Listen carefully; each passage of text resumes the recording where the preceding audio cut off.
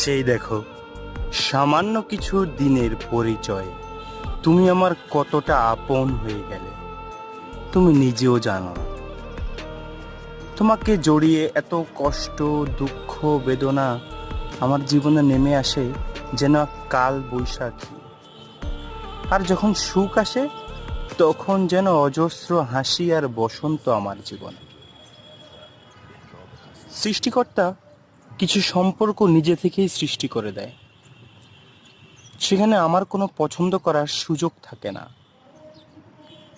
সে আমাকে আমার বাবা মার গর্ভে প্রেরণ করেছে, কিন্তু দেখো, দুনিয়াতে আসার পর, বোঝার পর, ভালো মন্দ শেখার পর যখন একটা মানুষকে এত আপন করে নিলাম, সে নিজের পছন্দে, নিজের ভালোবাসায়, নিজের স্নেহে, কিন্তু দিন শেষে দেখো